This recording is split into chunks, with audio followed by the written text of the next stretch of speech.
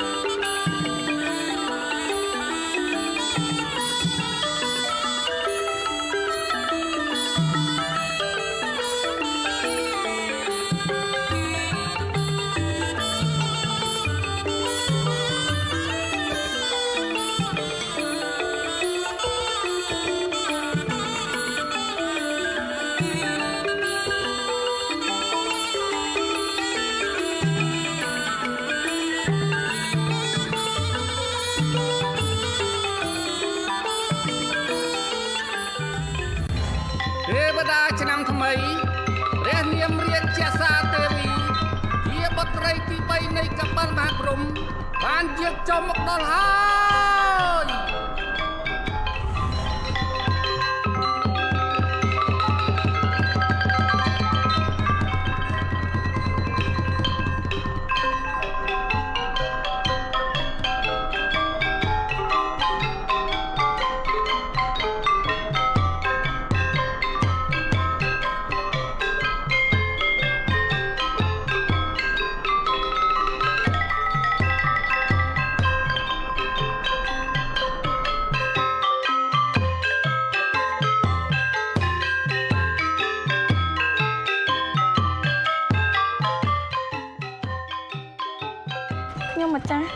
សូមក្រាបថ្វាយបង្គំម្ចាស់បងល្អហើយម្ចាស់អូន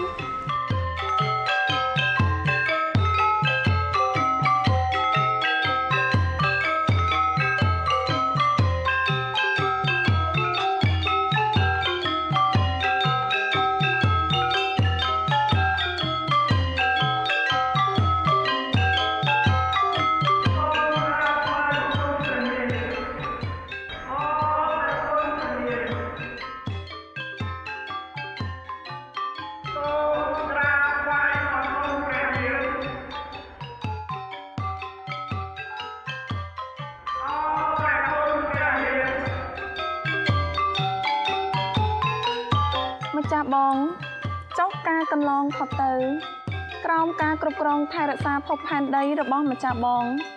តើប្រជានុរាស្ត្រទាំងអស់បានរស់នៅសុខទុក្ខយ៉ាងណាដែរទៅក្រាបទូលម្ចាស់អូនរយៈពេល1ឆ្នាំកន្លងទៅនេះការកសាងសង្គមជាតិប្រជានុរាស្ត្រទាំងអស់រស់នៅបានសុខសែនសានមានសាមគ្គីភាពគ្នាយ៉ាងជិតស្និទ្ធសប្បាយសប្បាយទាំងការរត់ទទួលទាននិងការរស់នៅសមរម្យជាពិសេសជាតិមាតុភូមិកាន់តែរីកចម្រើនទៅជាលំដាប់គួរជាទីគោរពប្រសាណាម្ចាស់អូនប៉ុន្តែជាអកុសលព្រះរាជាណាចក្រកម្ពុជាបានទទួលរងនូវការឈ្លានពានពីប្រទេសជិតខាងធ្វើឲ្យប្រជានុរាស្ត្រដែលរស់នៅបណ្ដោយព្រំដែនមួយចំនួនជួបទុក្ខលំបាកទោះជាយ៉ាងនេះក្តីថ្នាក់ដឹកនាំគ្រប់លំដាប់ថ្នាក់ព្រះមហាក្សត្ររដ្ឋសភានិងរាជរដ្ឋាភិបាលកម្ពុជាបានយកចិត្តទុកដាក់អំពីសុខទុក្ខរបស់ប្រជាពលរដ្ឋដែលរងគ្រោះទាំងអស់នោះជាពិសេសគឺមានកម្លាំងមហាសាមគ្គីភាពគ្នានៃគ្រួសារខ្មែរស្មារតីខ្មែរជួយខ្មែរបានវិញជាធ្លុំមហាសាមគ្គីភាពបង្កើតជាចលនាជាតិដ៏រឹងមាំមួយចូលរួមឧបត្ថម្ភគាំទ្រទាំងស្មារតីថវិកាសម្ភារៈដល់ប្រជាពលរដ្ឋដែលជាជនរងគ្រោះនិងកងកម្លាំងដ៏អង់អាចក្លាហានដែលឈរជើងប្រយុទ្ធការពារបូរណភាពទឹកដីពីសត្រូវឈ្លានពានមកដល់ពេលនេះស្ថានភាពនៃប្រជាជាតិកម្ពុជាមិនទាន់បានវិលទៅសភាពដើមទាំងស្រុងនៅឡើយទេប៉ុន្តែរដ្ឋាភិបាលកម្ពុជានៅតែបន្តខិតខំប្រឹងប្រែងដោះស្រាយតាមគ្រប់គន្លការដែលអាចធ្វើទៅបានសម្ដៅយ៉ាងណាឲ្យប្រទេសជាតិបានសុខសន្តិភាពពេញបរិបូរណ៍ឡើងវិញណាម្ចាស់អូន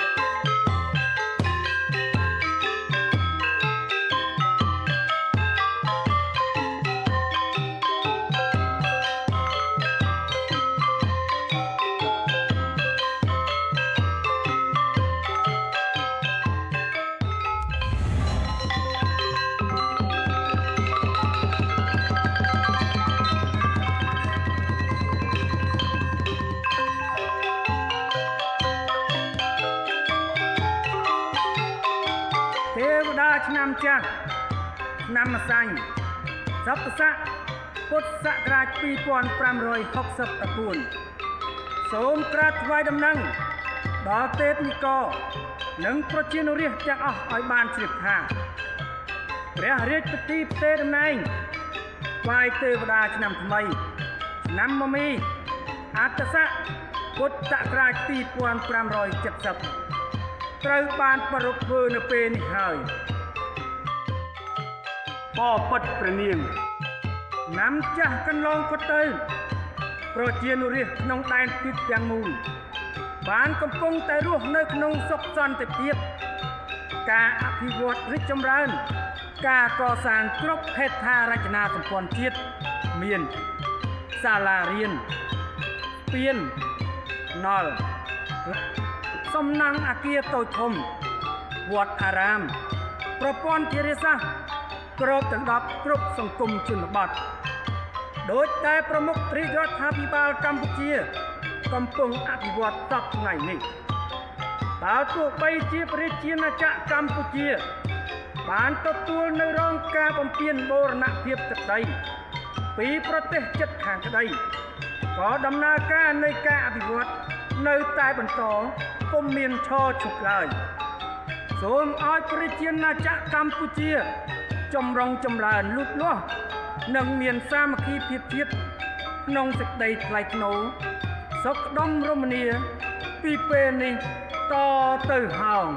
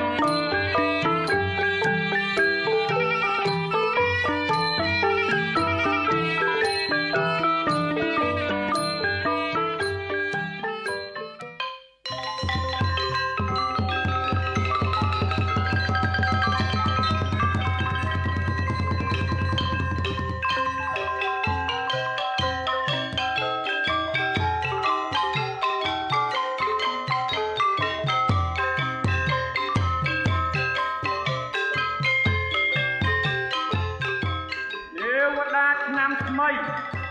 ឆ្នាំមមីអត្តស័កពុទ្ធសករាជ2570ព្រះនាមរាជសាទេវីជាបុត្រីទី3នៃកបិលមហាព្រហ្មសូមប្រកាសទទួលតំណែងគ្រប់គ្រងភពផែនដីបន្តវេនពីទេវតាឆ្នាំចាស់ចាប់តាំងពីពេលនេះតទៅហើយហើយតាមុខជនទាំងឡាយអើយអស់រយៈពេល3ថ្ងៃ3យប់នេះតទៅចូលអ្នកខិតខំសន្សំកុសលជំរះនៅមន្ទិលសៅមងទាំងឡាយតាំងចិត្តរក្សាសិលលៀងកំហុសខុសឆ្គងទាំងឡាយដែលបានធ្វើឆ្គងកន្លងមកជាមួយនឹងអ្នកមានគុណគ្រូបាអាចារ្យជាមួយចាក់ទុំញាតិមិត្តបងប្អូនដោយប្រការណាមួយនោះលាចាក់ឲ្យអស់នៅចិត្តលោភៈទោសៈមោហៈនិងអស្មិមិនៈដែលមានក្នុងខ្លួនហើយត្រូវប្រព្រឹត្តតែអំពើណាដែលប្រកបទៅដោយគុណធម៌សិលធម៌សច្ចធម៌ព្រហ្មវិហារធម៌ មេត្តាករុណាមុទិតានិងឧបេក្ខាជានិច្ចរួមជាមួយសតិបញ្ញាស្មារតីឈ្លាសវៃនិងឈានទៅកាន់ភាពសម្បូររុងរឿងក្នុងឆ្នាំថ្មីនេះទេវតាឆ្នាំថ្មីសូមប្រសិទ្ធពរជ័យទាំង4ប្រការគឺអាយុវណ្ណៈសុខៈពលៈចូលកើតមានដល់មនុស្សលោកទូទាំងចម្ពោះទ្វីបទាំងមូលសូមឲ្យព្រះរាជាណាចក្រកម្ពុជាបានចម្រើនលូតលាស់ពំពោះកើនកានលើទឹកដីអង្គរដ៏ល្អបបរប្រជារាស្ត្របានសុខសេមសានកូនខ្មែររួមប្រាណសាមគ្គីគ្នាឲ្យបានសុខដុមរមនានៃមជ្ឈដ្ឋាននានាបានសុខតទៅឡង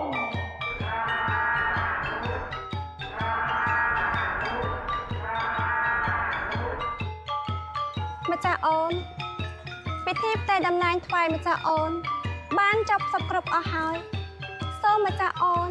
គង់នៅមានព្រះបរមសុខនិងសូមឲ្យម្ចាស់អូនតាមជួយបីបាច់ថែរក្សាមនុស្សលោកក្នុងចម្ពោះទ្វីបជាពិសេសព្រះរាជាណាចក្រកម្ពុជាឲ្យបានសុខក្សេមក្សាន្តត្រជាក់ត្រជុំសុខដុមរមនាសប្បាយសប្បាយនិងមានសុខសន្តិភាពឡើងវិញបន្តការអភិវឌ្ឍព្រះរាជាណាចក្រកម្ពុជាឲ្យកាន់តែល្អប្រសើរថែមទៀតណាម្ចាស់អូន